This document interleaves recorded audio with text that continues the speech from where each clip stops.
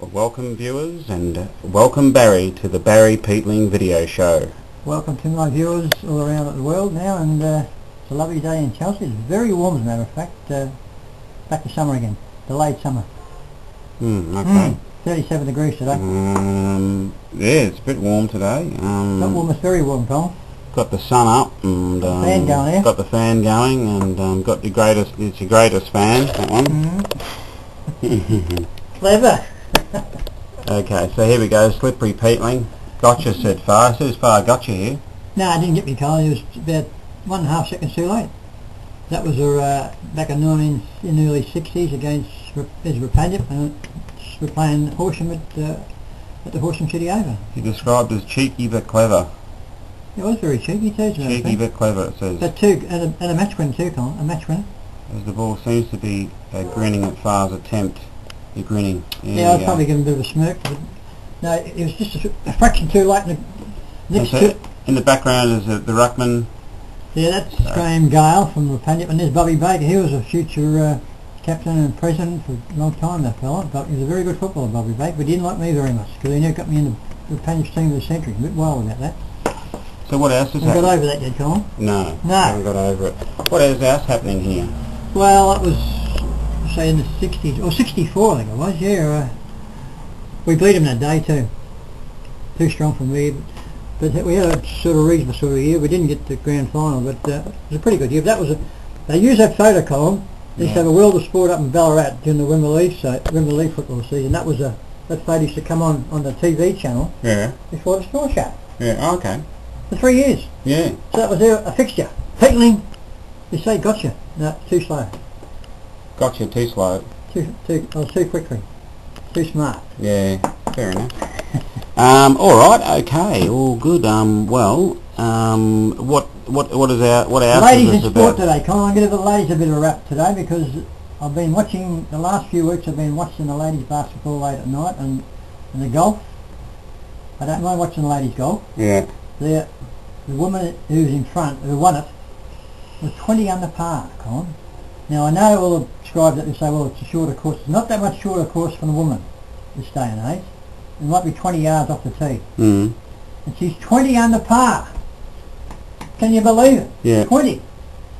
And of course this 15-year-old girl, I thought she won, she's a New Zealander, but she's an Asian born, wasn't she? But she's won a tournament last week and she would finish third on that Australian Open. 15-year-old. Yeah. And they can drive over 200 yards, these girls. Unbelievable, isn't it? 15-year-old. They're pretty good. I like that. They're not good, they're very good. I mean, 20 under par in the second, there was 20 under par first, 18 under par second, and 16 under par third. Amazing, isn't it? There you go.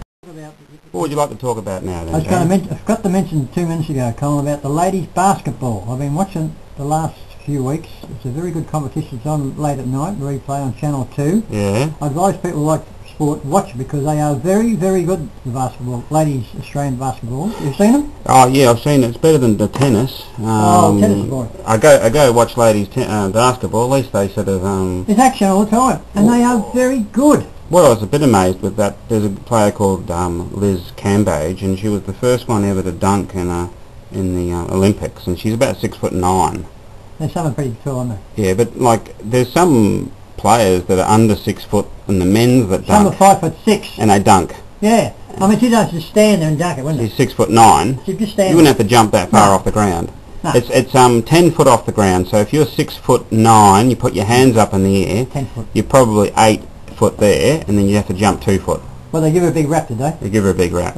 Not worthy. She's from Mount Eliza. She's quite good. But I like the women's basketball rather than women's tennis. And it's quick. They should be paid more. They should be. I mean, I like watching. When women's sport years ago, you hardly watch them walk down the street. But now, I mean, the basketballers and the hockey and the tennis is well, that's a little bit boring. But these basketballs, I advise people who like a bit of sport, watch it late at night, 1 o'clock in the morning on Channel 2. You'll get a nice game to watch because it's action all the time. Yeah. And they need more publicity. One should be their PR man. You should be. Yeah. The PR man. You should sort of. So listen, watch this basketball, women's basketball, and it's a bit like the golf, which we talked about a bit earlier. That they part. I'll tell you something about the golf crowds, Colin. Yeah. They were very good. Yeah, very good. Yeah, I mean, Seems to be a lot of Asian women And Korean, that dominate Korean the and Asian women. Yeah. well, the South Koreans there at 1, 2, and 3 in the world now. Yep. They're only about 5 And the New Zealand Korean. Kari Webb still, but she had a bad day yesterday. Yeah, the Australian women are just average. But this 18-year-old Australian girl, she finished 5th, I think. She would finish about 10 under par. Yeah. She's going to be alright. Sandra someone. But anyway, just tune in and support the lady golfers. Check out that, which is pretty good. Like that she's 15 years old, and she just sort of last 6 holes she faded.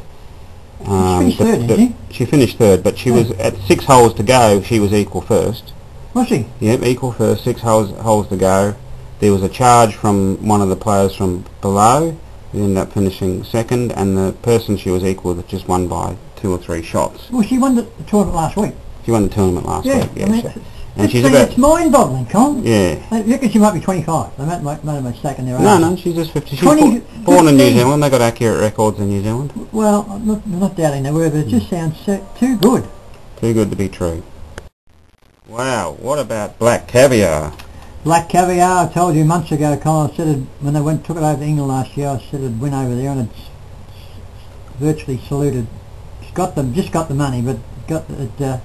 Just a bit of a malfunction for Luke Nolan. This was over in Royal Ascot. Royal Ascot. He got the money by half head, but... So there's been rumours about it's a bit shaky, overweight. Yeah, well, he just brained... I took me time out to watch it Saturday. Just took it easy. The last 200 metres, give it a bit more rain, and one bite and broke the record. Wow. Hard hell. Look, I've seen a lot of racing over the years, and I would just say my top 3 would be Maccabi Diva, Black Caviar, and there's another one there, Sunline.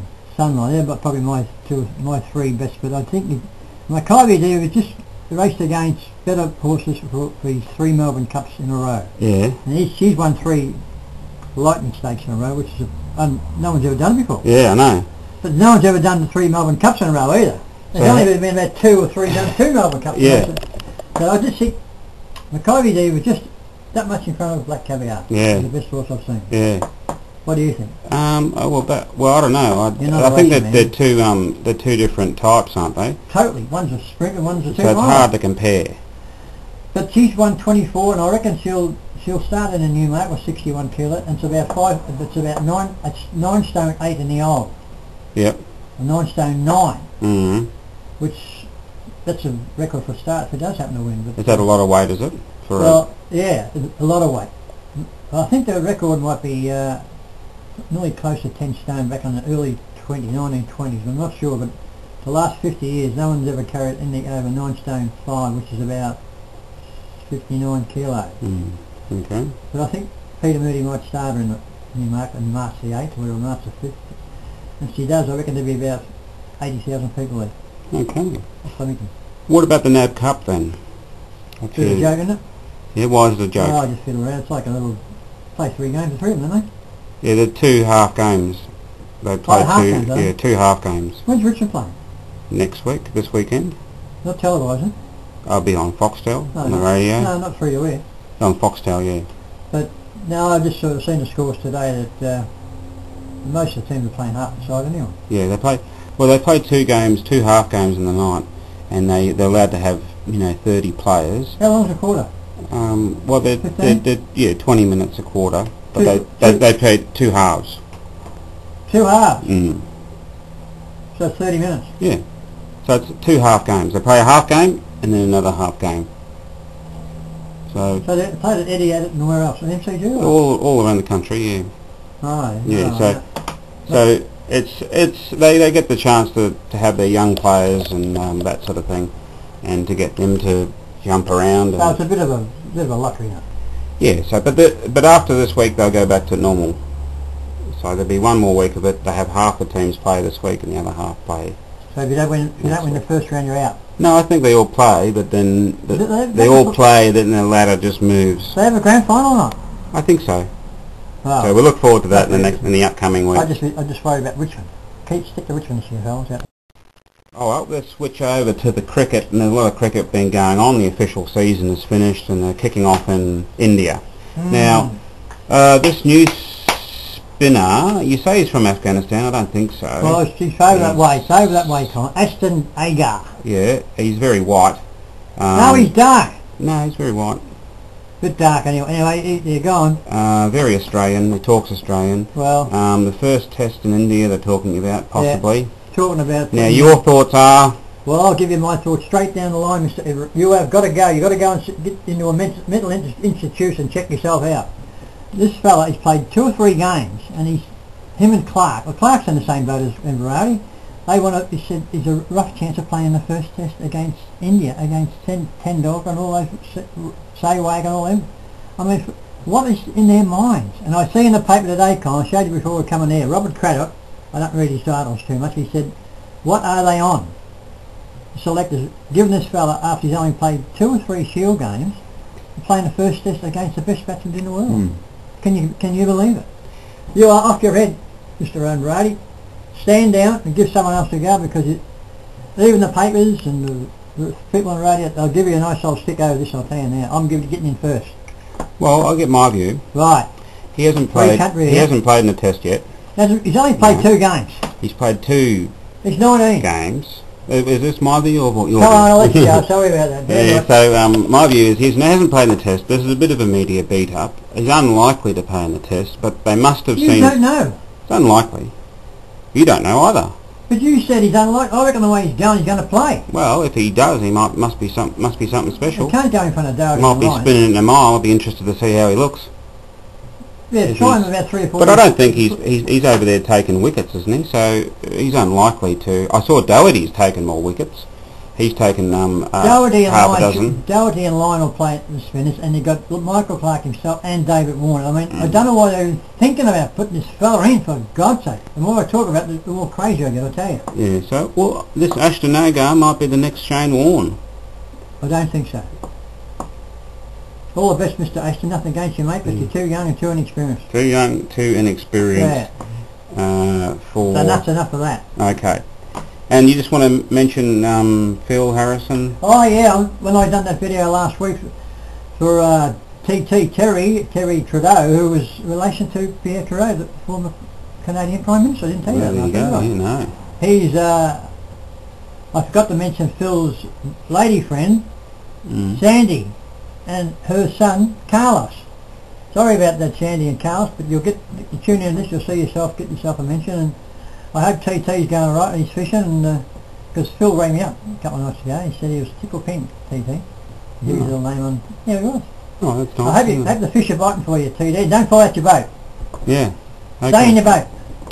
So just finally, this is not sport related, but it's more of a personal nature. Yeah. Barry, what would you like to say?